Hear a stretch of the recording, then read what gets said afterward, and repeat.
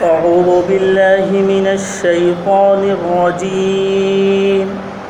بسم الله الرحمن الرحيم. وإذا قيل لهم اتقوا ما بين أيديكم وما خلفكم لعلكم ترحمون وما تأتيهم من آية من آيات ربهم إلا كانوا عنها معرضين. وإذا قيل لهم أنفقوا مما رزقكم الله قال الذين كفروا للذين آمنوا أنطعم من لو يشاء الله أطعمه إن أنتم إلا في ضلال مبين. ويقولون متى هذا الوعد إن كنتم صادقين ما ينظرون إلا صيحة واحدة تأخذهم وهم يخصمون فلا يستطيعون توصية ولا إلى أهلهم يرجعون. ونفخ في الصور فإذا هم من الأجداث إلى ربهم ينسلون. قالوا يا ويلنا من بعثنا من مرقدنا هذا ما وعد الرحمن وصدق المرسلون. إن كانت إلا صيحة واحدة فإذا هم جميع لدينا محضرون. فاليوم لا تظلم نفس شيئا ولا تجزون إلا ما كنتم تعملون. إن أصحاب الجنة اليوم في شغل فاكهون هم وأزواجهم في ظلال على الأرائك متكئون لهم فيها فاكهة ولهم ما يدعون سلام قولا من رب رحيم. وامتازوا اليوم أيها المجرمون ألم أعهد إليكم يا بني آدم ألا تعبدوا الشيطان إنه لكم عدو مبين وأن اعبدوني هذا صراط مستقيم. ولقد أضل منكم جبلا كثيرا أفلم تكونوا تعقلون. هذه جهنم التي كنتم توعدون اصلوها اليوم بما كنتم تكفرون. اليوم نختم على أفواههم وتكلمنا أيديهم وتشهد أرجلهم بما كانوا يكسبون. ولو نشاء لطمسنا على أعينهم فاستبقوا الصراط فأنى يبصرون. ولو نشاء لمسخناهم على مكانتهم فما استطاعوا مضيا ولا يرجعون. ومن نعمره ننكسه في الخلق أفلا يعقلون. صدق الله العظيم. اور جب کہا جاتا ہے ان سے کہ بچو اس سے جو تمہارے سامنے آتا ہے اور جس کو تم پیچھے چھوڑتے ہو شاید تم پر رحم کیا جائے، اور نہیں آتا ہے ان کے پاس اللہ کے حکموں میں سے کوئی حکم جس کو وہ ٹالتے نہ ہو۔ اور جب کہا جاتا ہے ان سے کہ خرچ کرو کچھ جو اللہ نے عطا کیا، تو کافر کہتے ہیں ایمان والوں سے ہم کیوں کھلائے ایسوں کو کہ اگر اللہ چاہتا تو ان کو کھلاتا، تم تو بھٹکے ہوئے ہو کھلے ہوئے۔ اور کہتے ہیں کب ہے یہ وعدہ، بتلاؤ اگر تم سچے ہو۔ راہ دیکھ رہے ہیں ایک چنگاڑ کی جو ان کو آ پکڑیں گی اور وہ آپس میں جھگڑتے رہیں گے، نہ کوئی وصیت کر پائیں گے اور نہ اپنے گھر تک پہنچ پائیں گے، لوٹ پائیں گے۔ اور سور پھونکا جائے گا تب وہ اپنی قبروں سے اٹھیں گے اور اپنے رب کی طرف دوڑ پڑیں گے۔ وہ کہیں گے ہائے کاش کس نے اٹھایا ہم کو ہماری آرام گاہ سے۔ یہ وہ ہے جس کا رحمان نے وعدہ کیا اور رسولوں نے سچ سچ کہا تھا۔ بس ایک چیخ ہے کہ وہ اچانک اکٹھے ہو کر ہمارے پاس حاضر ہوں گے پکڑے ہوئے۔ آج کسی جی پر کچھ ظلم نہیں کیا جائے گا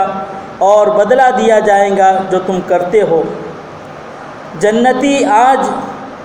مشغول ہوں گے خوشی خوشی باتوں میں،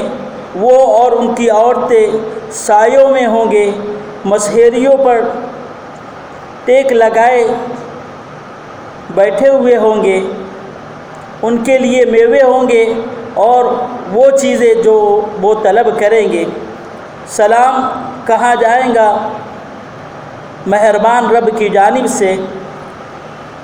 اور آج الگ ہو جاؤ اے مجرموں، کیا ہم نے تم سے نہ کہا تھا اے بنی آدم کہ تم شیطان کو نہ پوجو، وہ تمہارا کھلا ہوا دشمن ہے، اور مجھ کو پوجو، یہی سیدھا راستہ ہے۔ اور تحقیق بھٹکا دیا، گمراہ کر دیا بہت سو کو تم میں سے مخلوقوں کو، کیا تم نہیں سمجھتے؟ یہ جہنم ہے جس کا تم سے وعدہ کیا گیا تھا، داخل ہو جاؤ اس میں، آج یہ کفر کا بدلہ ہے۔ آج ہم مہر لگا دیں گے ان کے منہ پر،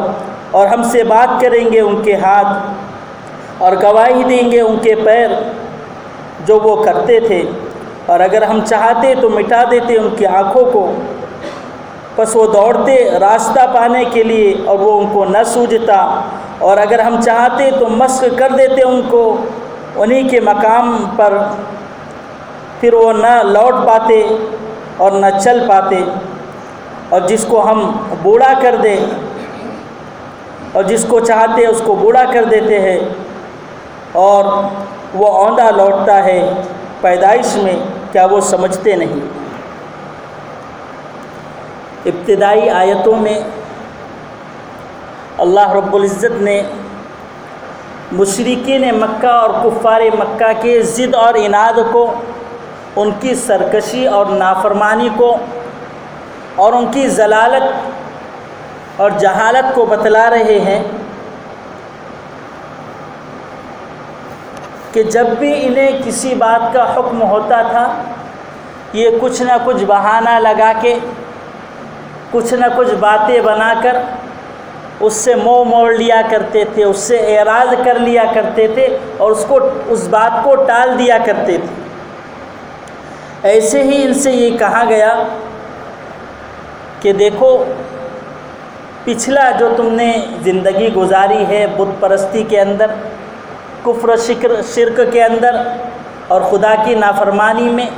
رسول کو جھٹلایا اور گناہوں میں ملوث رہے، ایسا کرو کہ تم جو ہے پچھلے گناہوں پر نادم اور پشیمان ہو جاؤ، شرمندہ ہو جاؤ، اس سے توبہ استغفار کر لو، اور آئندہ جو ہے بت پرستی کو چھوڑنے کا، گناہوں کو چھوڑنے کا، رسول کی نافرمانی کو چھوڑنے کا، خدا کے حکم سے حکم و عدولی کرنے سے بچنے کا یہ عزم کر لو، تو تم جو ہے دنیا کے عذاب سے بھی محفوظ رہو گے اور آخرت کے عذاب سے بھی محفوظ رہو گے۔ تو اس طریقے سے ان سے کہا گیا۔ ایک تفسیر میں یہ بات موجود ہے، دوسری تفسیر اس طرح کی گئی ہے کہ ان سے کہا گیا کہ تم ڈرو آنے والے عذاب سے، کہ جو تم بت پرستی کی زندگی گزار رہے ہیں، شرک اور کفر میں جو زندگی گزار رہے ہیں، اب ہو سکتا ہے کہ دنیا میں تم کو عذاب آ پکڑے، اس لیے ابھی سے ڈر جاؤ، اور آخرت کو جو عذاب ہے وہ تو یقینی ہے کہ اگر اسی بت پرستی کے اندر تم رہے اور دنیا میں تم نے توبہ استغفار نہیں کی، یا تو دنیا میں پکڑے جاؤ گے، یا اگر دنیا میں نہیں پکڑے گئے تو آخرت میں تو پکڑ ہے ہی، عذاب ہے ہی جو یقینی ہے۔ اس لیے دوسری تفسیر اس طرح کی گئی کہ دنیا کے عذاب سے بچو کہ کہیں تمہارے سامنے دنیا ہی میں عذاب آ جائے اور تم جو ہے اللہ کی پکڑ میں مبتلا ہو جاؤ۔ یا پھر یہ کہ آخرت میں تم کو پکڑا جائے۔ تو ایک بات ان سے یہ کہی گئی، تو اللہ تعالیٰ فرما رہے کہ یہی ایک بات ماننا نہیں، کہ یہ ایک بات کو انہوں نے نہیں مانا ہو، ایسی بات نہیں ہے، بلکہ اللہ تعالیٰ نے نفی فرما دی کہ جو بھی ان کے پاس جو بھی حکم آیا ہماری جانب سے، کہ یہی ایک بات کو انہوں نے قبول نہ کیا، ایسی بات نہیں ہے۔ جو بھی حکم آیا ہماری جانب سے ان کا کام یہی رہا کہ اس میں جو ہے نقص نکالنا، اس میں کمی نکالنا، اس میں بہانے بازی کرنا اور اپنے اٹکل پچھو باتیں اس میں پیش کر کے کسی طریقے سے اللہ کے حکم کو چھوڑ دینا، یہ ان کی روش رہی ہے۔ یہ ابتدا سے آج تک یہی کرتے رہے ہیں، اور ان کا کام ہی یہ ہے کہ خدا کا حکم ہے اس کو نہ ماننا، اس میں بہانہ بازی کرنا۔ پھر اسی طریقے سے ان کو یہ کہا گیا کہ چلو ایک بات تو مسلم ہے، ایک بات جو تمہارے نزدیک بھی مسلم ہے کہ کچھ خیر کے کام کر لو، کچھ بھلائی کے کام کر لو، اور کچھ جو مسکین ہیں، فقیر لوگ ہیں، جو کمزور طبقے کے ہیں، جن کے کھانے پینے کا مسئلہ ہے، ہاں تو کم از کم ان کی تو ہمدردی کے اندر اپنے کو جو اللہ نے نعمتیں دی ہے، جو روپیہ دیا ہے، جو مال و دولت دی ہے، کم سے کم یہی کر لو کہ تم ان پر جو ہے اپنے پیسے کو، اپنے مال کو خرچ کرو۔ یہ تو کام ایسا ہے کہ تم پہلے سے ہی اس کو تسلیم کرتے ہو، تمہاری عقل بھی قبول کرتی ہے اور تم بھی مانتے ہو کہ ہاں یہ خیر کے کام ہے، بھلائی کے کام ہے، اس کو کر لینا چاہیے۔ تو اب یہ ایسا کام تھا کہ یہ پہلے سے مسلم تھا، یعنی یہ بھی مانتے تھے کہ ہاں ایسا کرنا چاہیے، لوگوں کی ہمدردی کرنا چاہیے، ان کے ساتھ بھلائی کرنا چاہیے، ان کے جو ہے حاجتوں کو پورا کرنے میں، ان کی ضرورتوں کو پورا کرنے میں، ان کے کھانے پینے کے مسئلے میں اپنا ہاتھ بٹنا چاہیے اور خیر کے کام ہونا چاہیے۔ لیکن یہ کام کے لیے بھی انہوں نے کیا کہہ دیا؟ اللہ فرما رہے کہ ان کافروں نے ایمان والوں سے یہ کہا کہ ہم کیوں کھلائیں ان کو، ہم کیوں کھلائیں ان کو؟ اگر اللہ چاہتا تو خود کھلاتا، خود ان کو مال و دولت دیتا، ہم کیوں کھلائیں ان کو؟ اس طریقے سے بہانہ بازی پیش کی، اور گویا کہ یہ بات پیش کی ہے کہ اللہ کا ارادہ ہی نہیں ہے ان کو کھلانے کا، تو ہم کیوں کھلائیں؟ ایک بہانہ بنا لیا۔ یعنی مال و دولت جو خرچ کرنا ایک نیک کام تھا، ان کو یہ بھی تسلیم کرتے تھے، ہمدردی کو یہ بھی تسلیم کرتے تھے، لیکن یہاں پر بات سمجھ میں آ گئی کہ ان کی حد دھرمی، ان کا ظلم اور ان کا جو ہے ضد اور عناد اور سرکشی اتنی آگے بڑھ گئی کہ رسولوں کی بات کا انکار، یہاں تک کہ ایمان والوں کی باتوں کا انکار کرنا، اور پھر یہ کہ کوئی اچھی بات پیش کرے تب بھی اس کو جو ہے اس کے خلاف کچھ نہ کچھ بات ایسی پیش کر دینا کہ کسی طریقے سے ہم اس کام سے بچ جائیں۔ یعنی گویا کہ یہ اڑے ہوئے تھے اپنی ضد پر، اپنی سرکشی پر، اپنی نافرمانی پر، کہ بس جو رسول کہہ دے اور جو ایمان والے کہہ دے اس کے خلاف ہی کرنا ہے۔ یہ انہوں نے پہلے سے اپنے آپ کو، اپنے ذہنوں میں یہ بات بٹھا لی تھی، اور وہی کرتے تھے جو ان کو کرنا ہوتا تھا۔ پھر یہ اچھی بات ہو بری بات ہو، اس پر ان کا کوئی یہ نہیں تھا، ڈپینڈ نہیں تھا کہ کچھ اچھی بات ہے چلو کر لیتے، لیکن پہلے ہی سے بولتے ہیں نا کہ عقل ماری گئی، جو ہے عقل ماری گئی، اس کو کہیں گے کہ بھئی عقل میں بات آتی تب بھی قبول نہیں کرنا، یہ ہمارا، ہم نے مخالفت کا یہ اپنا موڈ بنا لیا ہے کہ ہم کو ان کے خلاف ہی کرنا ہے کام۔ تو اللہ تعالیٰ یہی بتلا رہے کہ جب ایمان والوں نے کہا کہ چلو کچھ ہمدردی کے خیر کے کام کر لو، تو انہوں نے کہا کیا ہم کیوں کھلائیں ان کو؟ اللہ کھلانے والا ہے، اللہ چاہتا تو ان کو دیتا، ان کو نہیں دیا مطلب اللہ نہیں چاہ رہے۔ اس طریقے سے انہوں نے بات پیش کی۔ اور اس میں ایک واقعہ بھی ملتا ہے حضرت ابوبکر صدیق رضی اللہ تعالی عنہ کا، کہ آپ گزر رہے تھے تو ابو جہل نے پوچھا کہ یہ بتلاؤ کہ اللہ تعالیٰ رازق ہے نہیں؟ کہا کہ ہاں رازق ہے، سب کو کھلانے والا ہے، سب کو پیدا کرنے والا، سب کو کھلانے والا وہی ہے۔ تو پھر یہ آپ جو ہے لوگوں کو، اس لیے کہ حضرت ابوبکر صدیق رضی اللہ تعالیٰ بہت خیر کے کام کیا کرتے تھے، اور لوگوں کو، جو مسکینوں کو، غریبوں کو، ان کی خوب امداد کیا کرتے تھے، ان کی دیکھ بھال رکھتے تھے کہ ان کو کوئی ضرورت ہے تو ان کی ضرورتیں پوری ہو۔ تو اس طریقے سے بات پیش کی، تو حضرت ابوبکر نے سمجھایا کہ یہ بات ایسی ہے کہ میں اس لیے یہ کر رہا ہوں کہ نیک کام ہے، اور دوسرا یہ ہے کہ اللہ تعالیٰ نے جو ان کو مال نہیں دیا، آپ کو مال دیا، یہ تو اس دنیا کے اندر امتحان ہے، اور یہ اللہ کی مصلحت اور حکمت ہے کہ ہر ایک کو دوسرے سے ہمدردی ہو،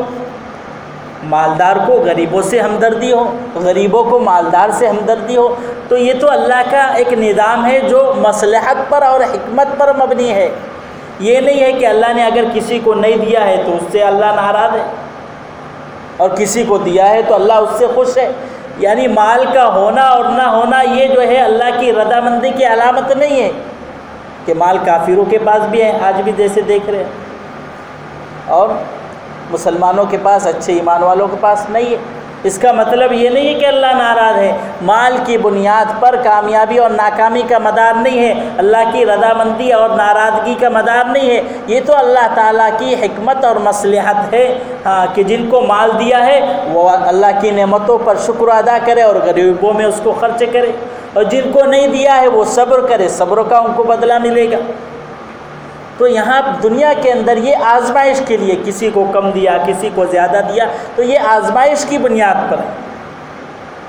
تو ابو جہل کو وہی بات سمجھائی، لیکن وہ سمجھا نہیں کہ ہم کیوں کھلائیں۔ تو جس کو نہیں ماننا ہے وہ تو نہیں مانتا ہے۔ تو یہ آیت مبارکہ نازل ہوئی اور بتلایا گیا۔ اس میں ایک یہ بات پیش کی گئی، اس کے مفسرین کرام نے دو مطلب بتلائے ہیں، کہ یا تو یہ کافر کا قول ہے کہ جنہوں نے ایمان والوں سے یہ کہہ دیا کہ تم جو ہے راہ سے بھٹکے ہوئے ہو، اس لیے کہ کیا بعید ہے کہ جو ہے اتنی ضد اور عناد پر آڑا ہے وہ ایسا کہہ سکتا ہے کہ ہم تو صحیح راہ پہ ہیں، ہم صحیح راستے پہ ہیں، تم ہی غلط راستے پہ چڑھے، اللہ جب نہیں کھلانا چاہ رہا ہے تو ہم کیوں کھلائیں، ہم تو صحیح راستے پر۔ تو اس طریقے سے یا تو یہ انہوں نے بات پیش کی کافرین نے، ایک تفسیر میں یہ بات ملتی ہے کہ کافرین نے یہ بات کہی کہ یہ ایمان والے سب بھٹکے ہوئے ہیں اور کھلے ہوئے جو ہے بھٹکی ہوئی راہ پر ہیں، کہ اللہ جب نہیں کھلانا چاہ رہا تو زبردستی اس کو کھلا رہے۔ اور دوسرا قول یہ بتلایا گیا کہ یہ ایمان والوں کا قول ہے، کہ ایمان والوں نے کہا کہ جو بات تم کہہ رہے ہیں کہ ہم ان کو نہ کھلائے یا تم نہیں کھلانا چاہ رہے ہو، تو یہ بات تمہاری جو ہے ایسی ہے کہ تم جو ہے گمراہی پر اور بھٹکی ہوئی راہ پر چڑھ رہے، کہ جس بات کو عقل تسلیم کرتی ہے تم اسی کا انکار کر رہے ہو۔ تو یہ دونوں باتوں سے انکار کر دیا انہوں نے۔ پہلی بات تو وہ پہلے سے ہی منکر تھے، دوسری بات یہ تھی کہ جو ہمدردی کی بات تھی جس کو وہ تسلیم کرتے تھے، لیکن کفر کے اندر اور ضد کے اندر، دشمنی کے اندر انہوں نے اس بات کو بھی تسلیم نہیں کیا۔ پھر آگے اللہ تعالیٰ ان لوگوں کی بات بتلا رہے کہ یہ لوگ جو ہے جب ان کو سمجھانے کے لیے جائے کہ بھائی دنیا میں عذاب آ سکتا ہے اور تم پکڑے جا سکتے ہو، یا پھر قیامت جو آنے والی ہے اس کے بعد جو زندگی ہے اگر اچھے اعمال کیے تو جنت ملیں گی، برے اعمال کیے تو جہنم ملیں گی، تو اگر بت پرستی پر رہے تو تمہارا ٹھکانہ جہنم ہوگا، اور پھر قیامت آنے والی ہے، قیامت آنے والی ہے، قیامت سے پہلے ہم کو اپنے اعمال کو ٹھیک کر لینا ہے، اپنے آپ کو اللہ اور اللہ کے رسول کے حکموں پر چلانا ہے۔ تو یہ کہتے تھے کہ جب ان سے یہ بات کہی جائے تو کہتے کہ وہ وعدہ کب ہے، یعنی قیامت کب آئیں گی ذرا بتلاؤ، اگر تم سچے ہو یہ بات کہہ رہے ہو کہ قیامت آنے والی ہے تو ذرا بتلاؤ اس کی تاریخ کیا ہے، دن کیا ہے۔ اس طریقے سے بات وہ پیش کرتے تھے۔ تو اس میں بھی دو چیزیں ہیں، ان کا یہ بات پیش کرنا کہ قیامت کب آئیں گی یہ استہزاء پر، مذاق پر مبنی ہے، کہ ان کا یہ کہنا یعنی حقیقت ماننے کے لیے نہیں تھا کہ چلو قیامت کی ان کو تاریخ اگر بتلا دیتی، دن بتلا دیا جاتا تو وہ مان لیتے، ایسی بات نہیں تھی، بلکہ یہ تھا کہ ان کو مذاق اڑانا تھا کہ بہت تم باتیں کرتے ہو نا قیامت کی، ذرا بتلاؤ کب آنے والی، اس طریقے سے مذاق کے طور پر کہتے۔ اور بعض مفسرین نے یہ کہا کہ اگر یہ مان بھی لیا جائے کہ وہ یعنی حقیقت حال کو معلوم کرنا چاہ رہے کہ بتلاؤ قیامت کب آئیں گے، تو یہ وہ راز ہے جو اللہ تعالیٰ نے انبیاء کرام علیہم السلام پر بھی نہیں کھولا، نشانیاں بتلائی، یہ اللہ کی حکمت پر مبنی ہے۔ تو ضروری نہیں کہ ہر بات کو ان کو جو ہے سمجھایا جائے۔ جب دوسری باتیں نہیں مان رہے تو یہ بات اگر قیامت کی تاریخ بتلا دیتی ان کو تو یہ بھی تھوڑی مانتے ہو۔ تو اس طریقے سے یہ حکمت پر مبنی ہے کہ قیامت کب آئیں گی، صرف نشانیاں بتلا دی گئی کہ قیامت آنے والی ہے، اس لیے اس سے پہلے جو ہے ہم کو نیک اعمال کرنا ہے، اپنے آپ کو سدھارنا ہے۔ اللہ تعالیٰ فرما رہے قیامت کے متعلق جب پوچھا گیا تو فرمایا کہ یہ راہ دیکھ رہے ایک شنگاڑ کی۔ قیامت کیا ہوگی کہ ایک شنگاڑ آئیں گی، ایک یعنی سور پھونکا جائے گا، اور حالت یہ ہوگی کہ جب سور پھونکا جائے گا تو وہ اپنی جگہ میں، جیسے ایسا نہیں ہے کہ پہلے سے اس کی خبر دی جائیں گی، بس اچانک سے ایک چیخ آئے گی، ایک سور پھونکا جائے گا، اور پھر یہ ہوگا کہ سب اپنے کاموں میں مشغول ہوں گے، یہاں تک کہ ایک کپڑا بیچنے والا آپس میں کپڑے بیچ رہے ہوں گے، وہ کپڑا لپیٹ بھی نہیں پائیں گا کہ قیامت آ جائیں گی۔ تو یہ پہلا سور پھونکا جائے گا، جس سے کیا ہو جائیں گے کہ سب اپنی اپنی جگہ پر کیا ہو جائیں گے، فوت ہو جائیں گے، انتقال کر جائیں گے، اور دنیا نیست و نابود ہو جائیں گے۔ یہ پہلا سور پھونکا جائیں گے۔ اللہ فرما رہے کہ پھر نہ وہ کسی کو وصیت کر پائیں گے، یعنی وقت ہی نہیں ملے گا تیاری کا، اور ساری چیزوں کا وقت ہی نہیں ملے گا کہ قیامت ایسے آئیں گی کہ سب بے خبر ہوں گے اور قیامت آ جائیں گی، نہ کوئی کسی کو وصیت کر پائے گا، نہ ہی کوئی باہر اگر نکلا ہوگا تو وہ اپنے گھر پہ لوٹ جائیں گا، بس جو جہاں تھا وہیں فنا ہو جائیں گا۔ پھر مفسرین نے یہ بات بتلائی ہے کہ جو پہلا سور پھونکا جائے گا اس سور کے بعد جو ہے 40 سال کا وقت ہوگا، 40 سال کا وقت ہوگا۔ پھر دوسرا سور پھونکا جائے گا تو سب اپنی قبروں سے زندہ اٹھیں گے اور اپنے رب کی طرف دوڑ پائیں گے، اور یہ کہیں گے مشرکین اور جو کفار ہے، جو خدا کے نافرمان، وہ کہیں گے کہ ارے ہماری خوابگاہ سے، ہماری آرام گاہ سے کس نے ہم کو اٹھا دیا۔ اس میں بھی مفسرین کرام نے یہ بات لکھی ہے، جیسے پہلی تفسیر ہے کہ ایک سور پھونکنے سے دوسرے سور پھونکنے تک 40 سال کا عرصہ ہوگا، تو یہ اس وقت تھوڑے سکون میں ہوں گے۔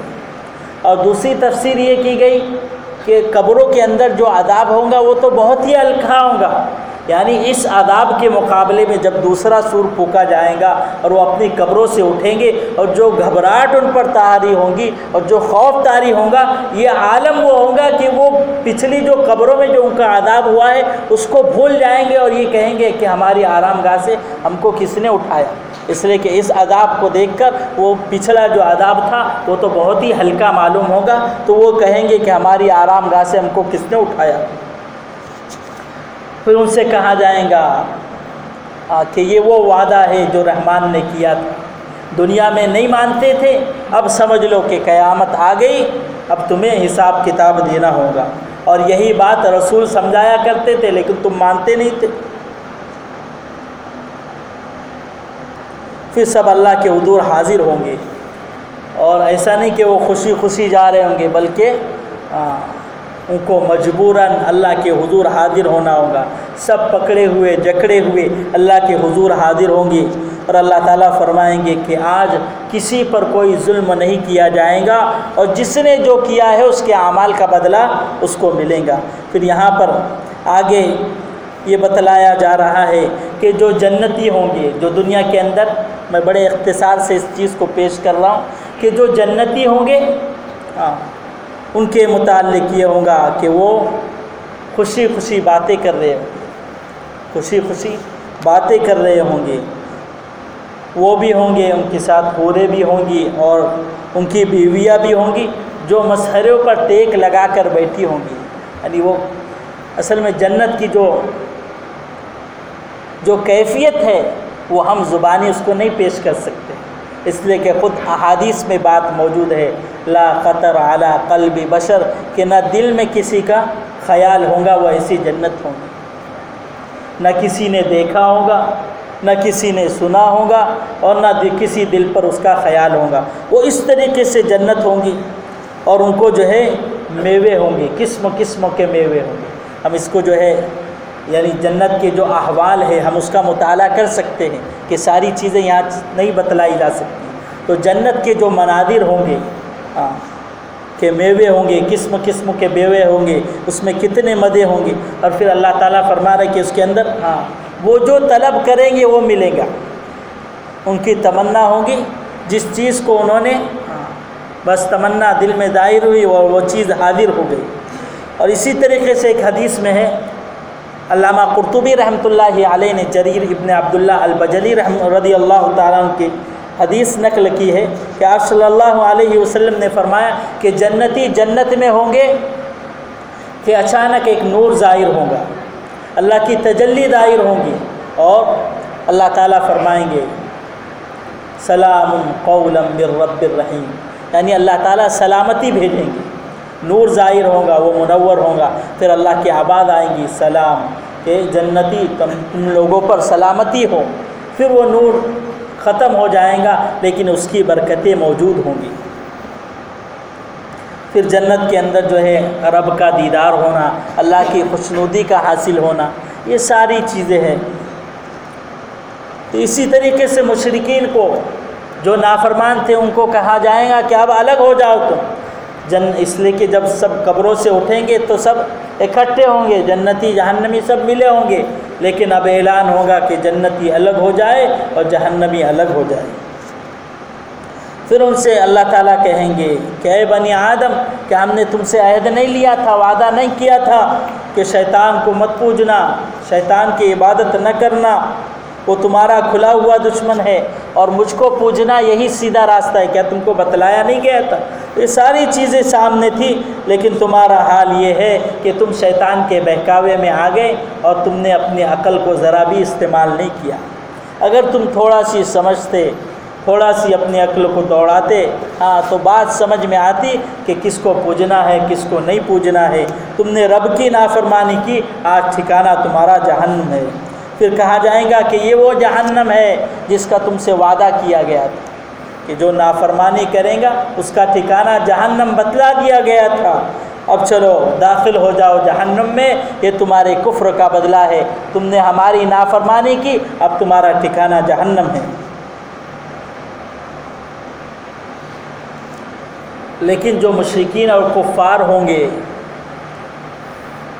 جب جہنمی الگ کر دیے جائیں گے اور اعلان ہو جائے گا کہ اب جہنم میں چلے جاؤ، پہلے تو ان کو تھوڑی مہلت دی جائیں گی کہ اپنی بات پیش کرو، تم نے نافرمانی کی نہیں کی، گناہ کیا یا نہیں کیا، تو وہ فوراً جو ہے ساری چیزیں ثابت ہونے کے بعد بھی کہیں گے کہ یہ فرشتوں نے غلط لکھ دیا، ہم نے تو یہ نہیں کیا تھا، ہم نے تو یہ نہیں کیا تھا، ہم ایسا نہیں کرتے تھے۔ تو آگے دائیں بائیں آگے پیچھے دیکھیں گے، یہاں تو کوئی ہے نہیں، چلو اپنی منمانی کر لو کہ ہم نے تو کچھ کیا نہیں۔ اللہ فرمائیں گے اچھا، پھر اللہ اس کے جو ہے ان کے منہ پر مہر لگا دیں گے، پھر ان کے ہاتھ گواہی دیں گے، ان کے پیر گواہی دیں گے، ان کی زبان سے خود الفاظ نکلیں گے اور وہ بات کریں گے کہ ہاں یہ کرتے تھے، اس نے مجھ سے یہ گناہ کیا، اس نے مجھ سے یہ گناہ کیا۔ تو وہاں کوئی چالاکی چلنے والی نہیں ہے کہ دنیا میں تو سب کچھ چل جاتا ہے، عدالتوں میں گواہی بھی پیسوں پر ہو جاتی ہے۔ ہم دیکھ رہے حال کیا ہے، ہم دیکھ رہے حال کیا ہے کہ عدالتوں میں کیا ہو رہا ہے، لیکن وہاں یہ ساری چیزیں نہیں ہونے والی، جس نے جو کیا ہے وہ اس کا بدلہ پائیں گا۔ پھر آگے اللہ یہ بھی فرما رہے کہ اگر ہم چاہتے تو دنیا میں ہی اس کا مزہ چکھا دیتے کہ ان کی آنکھوں کو سلب کر دیتے، ان کی بینائی کو ختم کر دیتے کہ پھر راستہ گھومتے پھرتے کہ کچھ سوچتا ہی نہیں ان کو، لیکن ہم نے ایسا نہیں کیا۔ اگر ہم چاہتے ہیں کہ ان کے چہروں کو مسک کر دیتے، جیسے کہ پہلی قوموں کو کسی کو بندر بنا دیا گیا، کسی کو خنزیر بنا دیا گیا، ان کے ساتھ بھی ہم یہی کرتے نافرمانی کے بعد کرنے کے بعد، لیکن ہم نے ان کے ساتھ یہ بھی نہیں کیا۔ پھر اللہ تعالیٰ فرما رہے کہ ہمارے لیے ان کو مسک کرنا، ان کے چہروں کو تبدیل کرنا، بندر اور خنزیر بنانا، یہ کوئی مشکل کام نہیں ہے۔ خود انسان اپنی حالت پر غور کر لے کہ جب پیدا ہوا تو چھوٹا تھا، اللہ نے کیسی حالتیں بدلی اس کو، عمر ہوتی گئی، یہ بدلتا گیا. ایک وقت آیا کہ جوان ہو گیا کہ اب یہ جوان ہے، لیکن کیا ہوا کہ تھوڑے دنوں کے بعد، تھوڑے سالوں کے بعد پھر بڑھاپے پر آ گیا. تو اللہ تعالیٰ یہ ابتدا سے آخر تک، یعنی پیدائش سے لے کر موت تک جو ایام گزرے ہیں، جو رد و بدل اور جو تبدیلی انسان کے جسم میں گزری ہے، اللہ فرماتے کہ جب ہم یہ کر سکتے ہیں تو وہ نہیں کر سکتے. کسی کو بندر خنزیر نہیں بنا سکتے. یہ تو ہم اس پر قادر ہے، لیکن ہم نے یہ سب نہیں کیا، ہم یہ سب نہیں کر رہے. اور نبیوں اور رسولوں کو اس لیے بھیج رہے ہیں کہ بات سمجھ لی جائے، بات مان لی جائے کہ جو ہے بت پرستی کو چھوڑ کر، اللہ کی نافرمانی کو چھوڑ کر، رسول کے طریقوں سے روگردانی کو چھوڑ کر ایک اللہ کو مان لیا جائے، ایک اللہ کے رسول کو مان لیا جائے اور ان کے طریقوں پر، ان کے حکموں پر چلا جائے. اسی میں کامیابی ہے. تو جو بندے کامیابی چاہتے ہیں، مشرکین مکہ کو یہی بتلایا گیا کہ ضد اور اناد اور دشمنی چھوڑ دو، اس لیے کہ تم سے پہلے جو قومیں گزری ہے وہ بھی یہی کرتی تھی، ضد اور اناد میں مشغول تھی. ہم نے ان کو بھی ہلاک کیا اور ہم قادر ہیں کہ تم کو بھی ہلاک کر دے، لیکن تم کو مہلت دے رہے ہیں کہ تم سدھر جاؤ اور نیک راستے پر آ جاؤ. لیکن یہ کام تھا کہ یہ سدھرتے ہی نہیں تھے. جنہوں نے ایمان قبول کر لیا وہ جنت کے راستے پر آ گئے، اور جو کفر اور اناد میں مشغول رہے، ضد اور اناد میں مشغول رہے، ان کا پھر ٹھکانہ وہی ہوگا، جہنم ہوگا. تو بہرحال ان آیتوں میں یہی بات بتلائی گئی کہ بندے کو چاہیے کہ اللہ نے وقت دیا ہے، عمر دی ہے، زندگی ہے،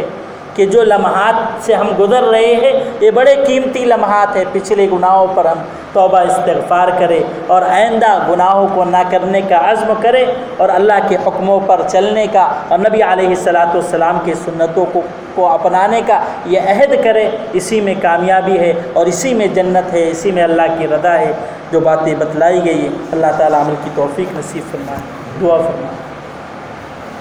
الحمدللہ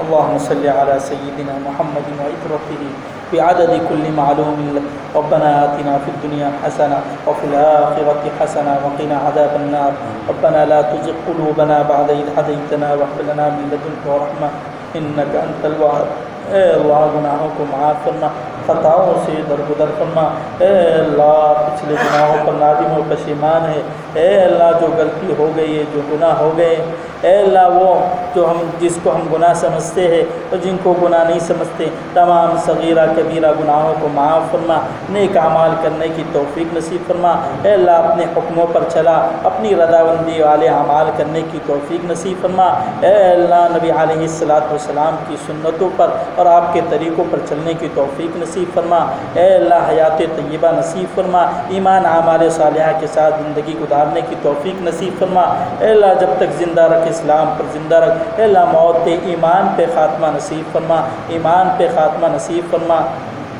اے اللہ جو مانگا وہ بھی نصیب فرما، جو مانگنے سے رہ گئے وہ بھی نصیب فرما. سرکار دو عالم صلی اللہ علیہ وسلم نے جتنی خیر کی لین کی دعائیں مانگی ہے اس میں ہمارا اور پوری امت کا حصہ نصیب فرما. جن شرور سے بچنے کے لیے کہا ہے ان سے ہمیں اور ساری امت کو بچنے کی توفیق نصیب فرما. صلی اللہ تعالی علی خیر خلقہ محمد وآلہ واصحابہ اجمعین برحمتک یا رب.